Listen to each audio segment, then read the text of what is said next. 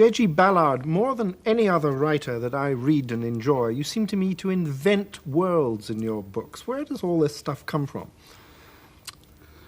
Well, I'm an imaginative writer, obviously, and I think to be able to exercise an imagination over a long period of time, as I have done, one's got to be very well stocked in one's childhood with experiences of a pretty radical kind. And I think I was fortunate in my own case that I did have an extraordinary childhood.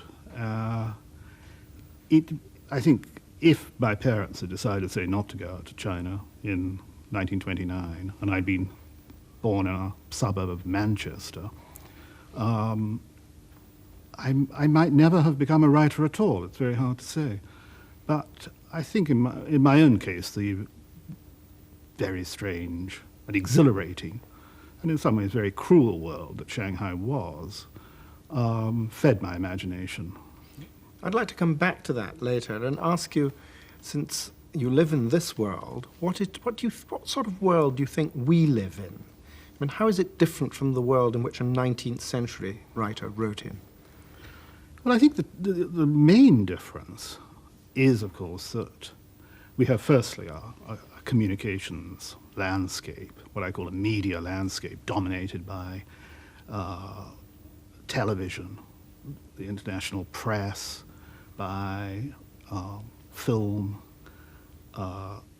which is, and radio, of course, which is saturates our environment and creates really a kind of two-tier world in which we all live. On the one hand, there's the ordinary world of the streets and the offices and the factories that we move around in.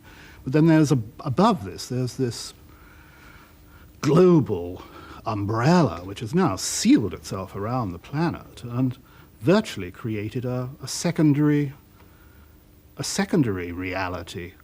And there's constant leakage between the two.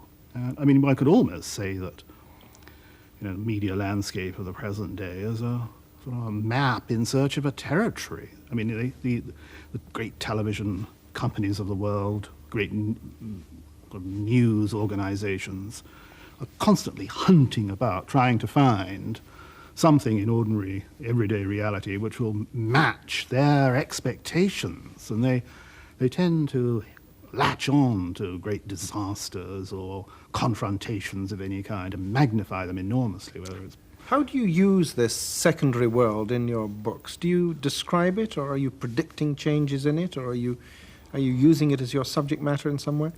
I think I do both, because I began as a science fiction writer, and I think all science fiction writers have a sort of cautionary streak in their natures. They're rather like volunteer road sign painters. People have accused me and accused most science fiction writers of being rather pessimistic because they're always warning of dangers ahead. But I think if a sign painter who paints a sign saying dangerous bends ahead, slow down, isn't a pessimist. I mean, he's merely giving an accurate warning of, You don't think you're writing dangerous bends ahead, speed up? Yes.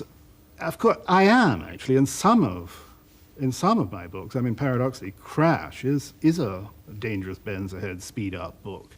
But that's because I feel that there are a lot of ambiguities in the modern communications landscape which reflect ambiguities in our own natures, and that these need to be explored. And we too easily assume that violence is bad for us, say, on our television screens. That you think it's good for us? I think the truth is good for us. And I think that attempts to suppress, say, all violent imagery are doomed to failure. I mean, there is a violent streak in human nature and the human imagination. The sexual imagination is a limitless fund of wayward, metaphors and ideas. One can't repress that either. So in a book like Crash, which uses car accidents and fatalities in car accidents as a sort of sexual or sexually provoking imagery, you're saying that it's a good thing, apart from the readability of the book and people's enjoyment of it, you're saying it's a good thing to be able to take these horrors, automobiles ploughing into our flesh, and give them some sort of put them where we can live with them. Yes, I think our ambivalent feelings about events like car crashes or disasters in everyday life should be brought out into the open. You mean we actually want these things to happen? No, we're not excited by. I mean, we're not sexually excited by car crashes, obviously, but people are drawn to disasters. They don't enjoy violence on their TV screens or in their films, but they are drawn to them because I think they feel that the sort of secret formulas of our lives are in some way revealed in these tragic events. And there's nothing necessarily ghoulish about it. And I think it's a mistake to try to suppress that ambiguous response that we all feel. And, I mean, a crash is a kind of extreme hypothesis about the dangers that modern technology have created. They've allowed us, perhaps, to play with our own. I'm thinking particularly of television and videos and home video systems and our accessibility to an enormous range of violent imagery in the world around us, which is fed into our homes constantly. People have this enormous access, and I think we've got to see we've got to immerse ourselves in the most destructive element, as Conrad said, and see if we can swim. And the most destructive element, of course, is ourselves. Modern technology has created the possibilities for our own psychopathologies to play with almost unrestricted freedom. That could be extremely dangerous, but it's worth exploring. But could it turn some of us into dangerously nasty people? Is that what you're suggesting? No, I think they already are. Already are dangerously nasty. I mean, one must remember that, within a 1,000 miles of where we're sitting now, or not much more, say a two-day drive from here, this century, tens of millions of people have been killed, millions of them put to death in the most cruel way. Well, that you can't attribute that simply to sort of the vagaries of history or to the behavior of a small gang of, political psychopaths. These elements lie in human nature, and perhaps modern technology is bringing them out and is facilitating them in a dangerous way. Crash is an example of an attempt to understand what may be going on, using the car crash as a sort of central metaphor. Let's go back to your childhood in a China which was subject to the violence of invasion and massacre, like what you're talking about in Europe. What are the images that stick with you of that?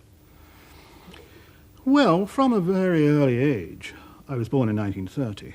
I remember Shanghai vividly as a huge, exhilarating, but brutal city. Millions of Chinese flocked there in the 1930s from the outlying countryside where famine was rife, civil war was rife. And, of course, there was absolutely no social security of any kind. If you fainted from hunger and fell to the pavements of Shanghai, which must have been the hardest pavements in the world, you lay there and died. And I mean, it was quite common when I went to school in the morning to see the bodies of dead people lying by the roadside, or the coffins of small children and adults placed by the roadside. Trucks would drive around Shanghai every day, collecting the bodies of people who died overnight. And it was a cruel and brutal place. There's certainly no doubt about that. I mean, it was a place where anything went.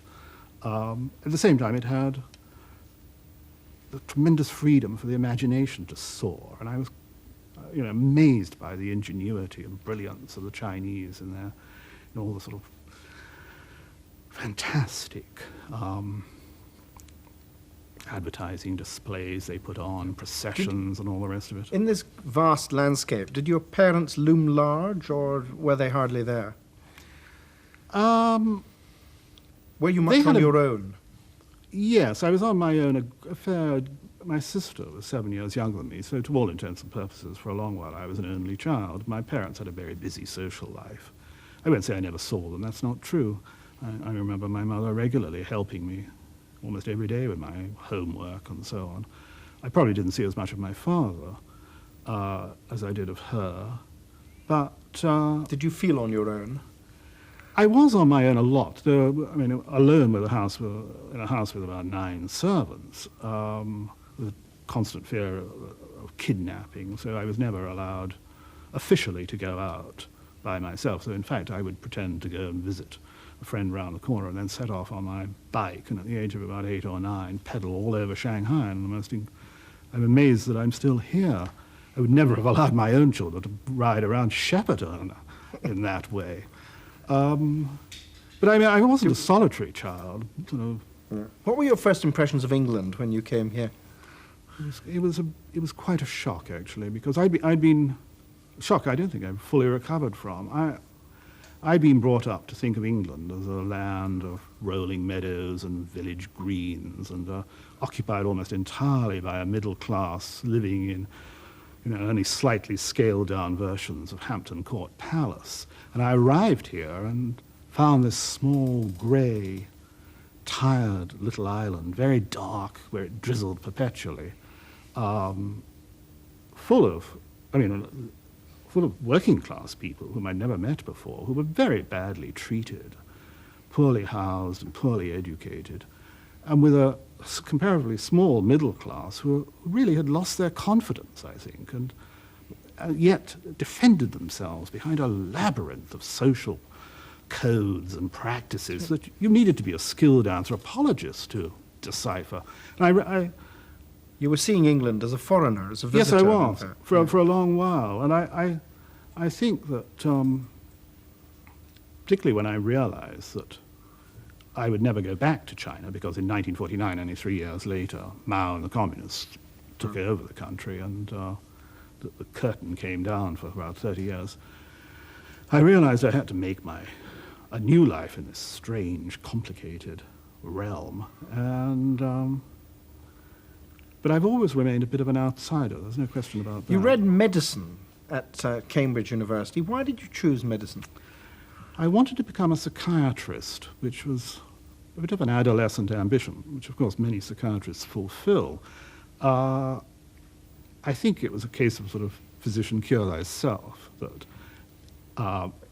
also I think, I was when I was at school, I was at school here for a couple of years, and I discovered Freud and began to read psychoanalysis every hour of the day and night. And I think I saw England as really a subject for psychoanalysis, that this was a sort of, this country needed to be, it really needed to be laid out on the couch and examined closely. Obviously deep traumas lay in its past, which had to be summoned to the surface in some sort of way. Why did you stop medicine? I think the pressure to become a writer was just too great. Also, I'd completed the preclinical phase, and I knew then that I would be walking the wards as a trainee houseman, and that I would have no time to write, probably for years. Did you get anything from the study of medicine? Yes, I did. Yes, it's supplied me with a Anatomy? huge Dissection? anatomy in particular. There was something about the dissection of the human cadaver, bearing in mind in particular that most of the cadavers in the dissecting room then, and probably still now, were donated by doctors before their deaths. And there was something rather moving about the dedication of these men who are about to die, or looking ahead to their own deaths and deciding to bestow their bodies on the next generation of doctors. I found that very a great testimony to the spirit of these dead men. And then as one dissected them, one embarked on a strange sort of voyage into the interior, and obviously in a literal way, but also into a rich sort of undergrowth of metaphors and images and possibilities that the human body represents. Which you've used. I've used in not only anatomy, of course, but also physiology, which is, again, rich in imagery that sort of reveals the secret formulas of what make up a human being. How did you decide that you could be a full-time writer? How did you come to that?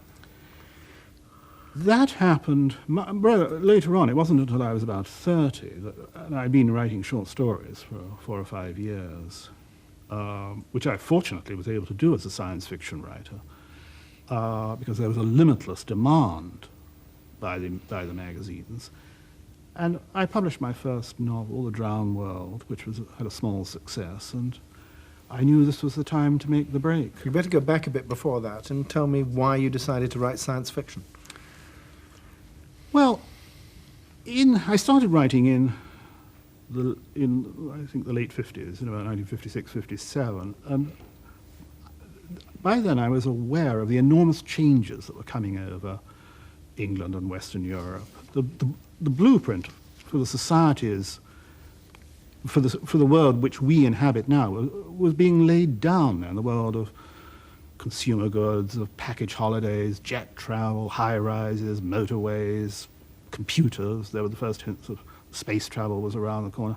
Change was in the air, and it seemed to me that the English novel of the day, which was the realist novel of, in their different ways, Kingsley Amis, Anthony Powell, C.P. Snow, L.P. Hartley, didn't reflect these changes in any way whatever. They were concerned. I mean, Lucky Jim was a great deal of fun, but it wasn't really about the world I was living in and the rest of people, everyone else in England were living in.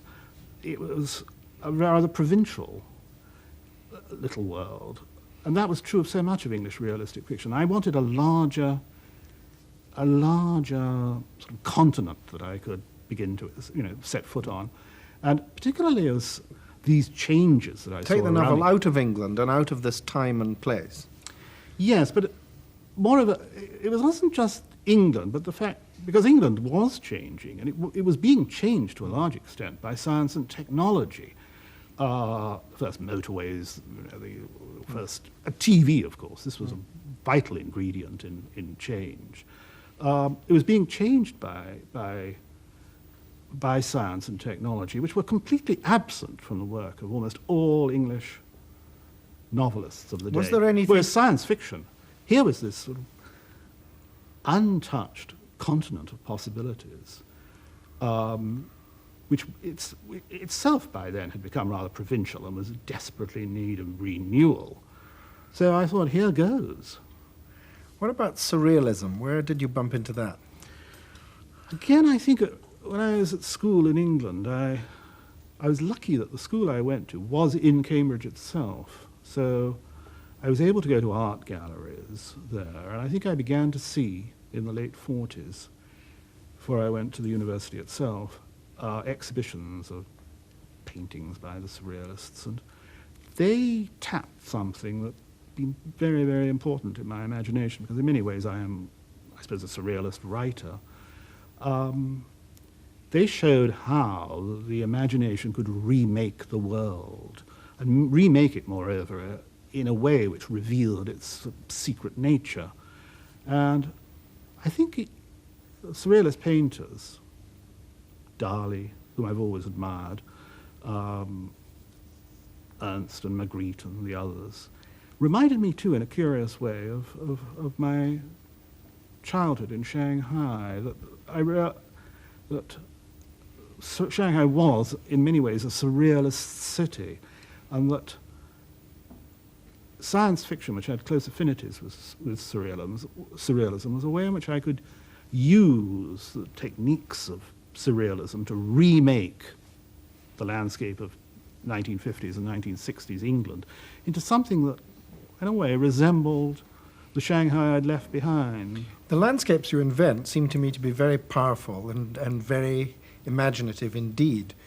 But there's a simplicity, in a way, some have suggested, about the human relationships in your writing and in your sort of writing, really. Is that something that one loses if one abandons the naturalistic tradition of novel writing, loses the complexity of human relationships? I think that's true, because I think the imaginative writer, and to some extent the science fiction writer, and we see this in the greatest science fiction writers like Orwell and Huxley in Brave New World and Wells, isn't concerned with characterization. He's concerned, I mean, I feel this about myself, I'm much more concerned with psychological roles.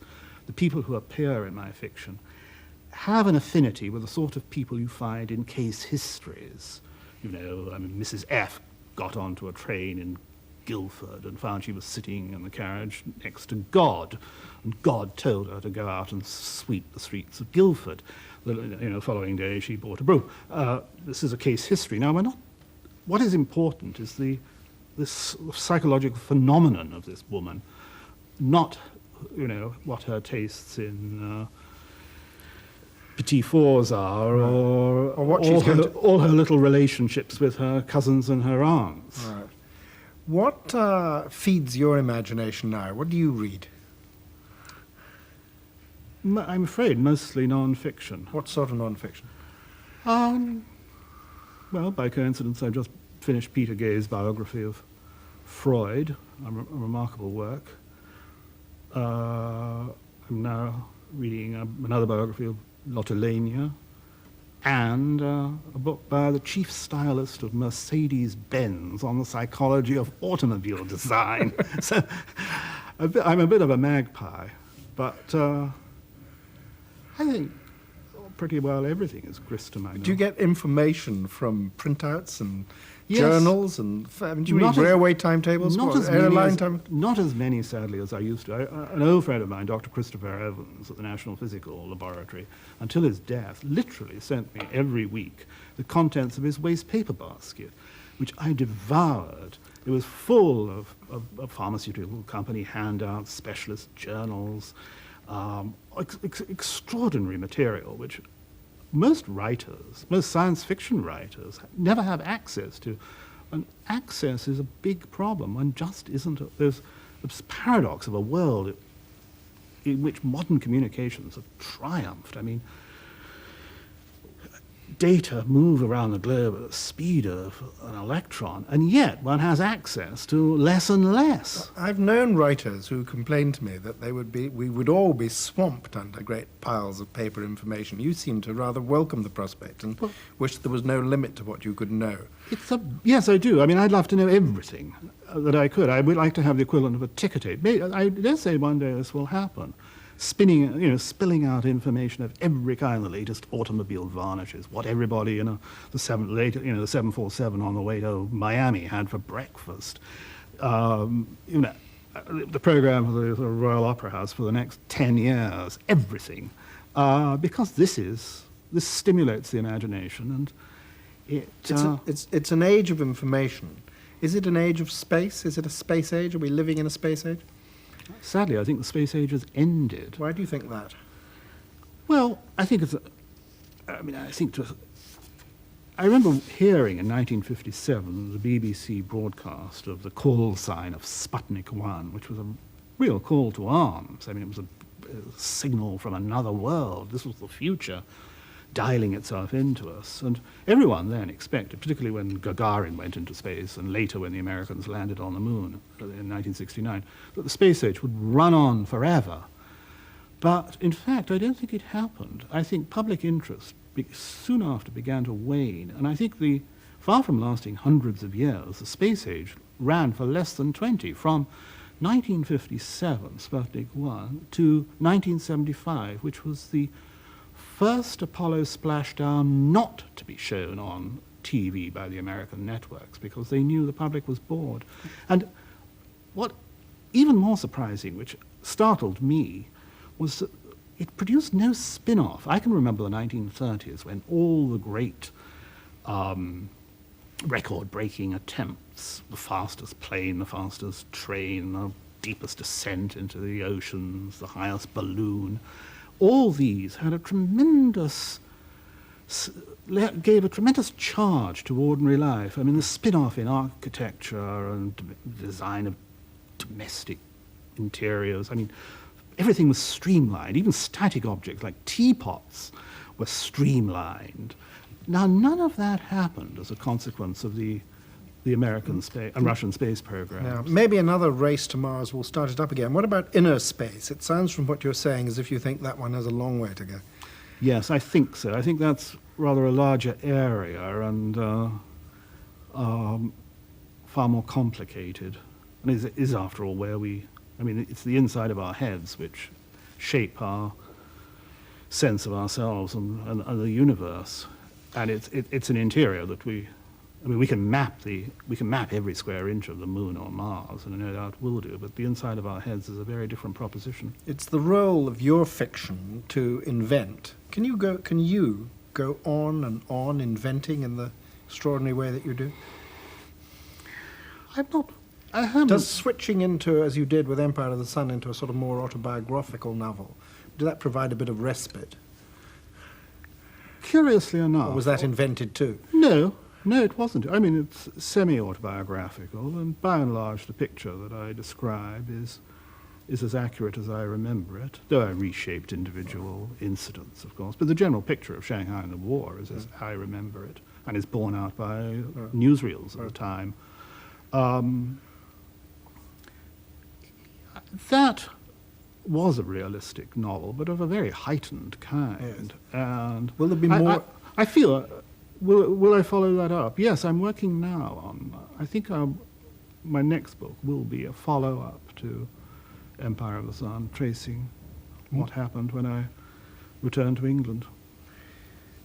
Can you go on inventing more other worlds beyond that, do you think? It's not a matter of inventing a completely self-contained world, because most of my novels of, say, the 70s, Crash, High Rise, which about high-rise buildings, Concrete Island, about a man marooned on a traffic island, are all set in the here and now. Right. They're not, strictly speaking, they're not science fiction at all, really. But they look at the opportunities that modern technology offers for us to play games with our own sort of psychopathologies. What I do is enlist the imagination and try to place it at the service of what I see as, the half-visible lies, that area that lies in the back of our heads that needs to be lit up. I don't think invention plays as big a part, really, in my fiction as it appears to at first sight.